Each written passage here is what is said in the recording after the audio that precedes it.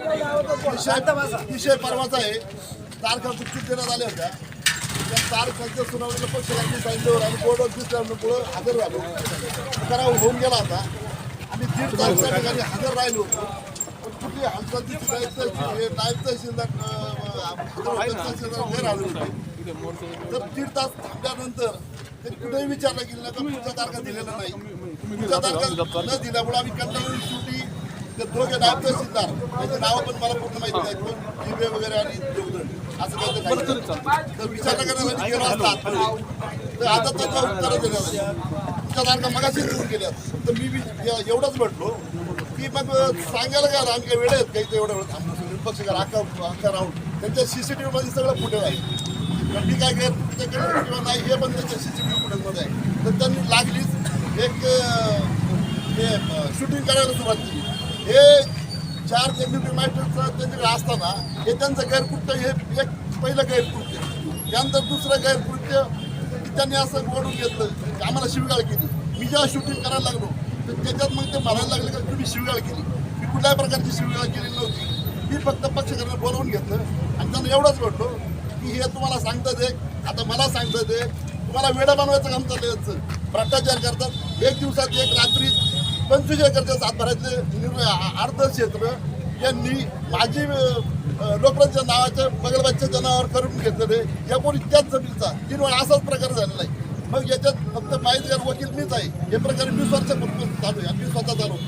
अशा पद्धतीचा फक्त एजंट पाहिजेत. वकील कुणीही नको आणि वकिलांची उपस्थिती नको आहे म्हणजे भ्रष्टाचार सुखपणे त्यांना करता येईल. तर त्यामुळे ते दुखावले गेले असेल.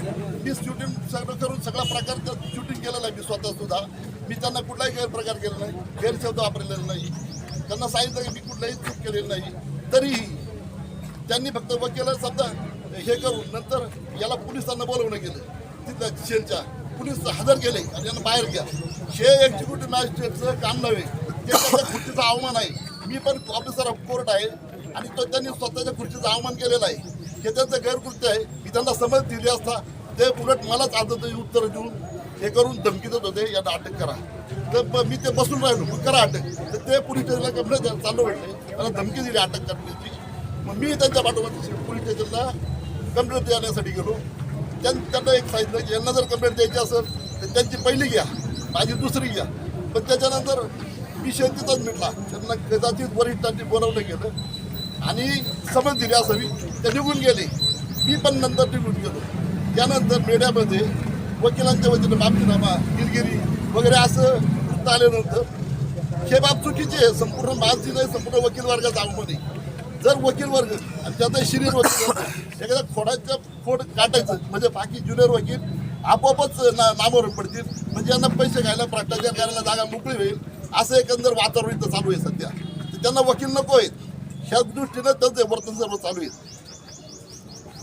अध्यक्ष साधारणतः 1 ते 1.5 महिन्यापूर्वी एका प्रकरणामध्ये तहसीलदार साहेबांनी साधं वकीलपत्र दाखल करून घ्यायला नकार दिला आणि त्या ठिकाणी आपल्याला योग्य वाटेल तो आदेश करा परंतु वकीलपत्र दाखल करून न घेण्याचा आपल्याला अधिकार नाही. तुम्हाला वकीलपत्र दाखल करून घ्यायचं नसेल तर तसा आदेश करा.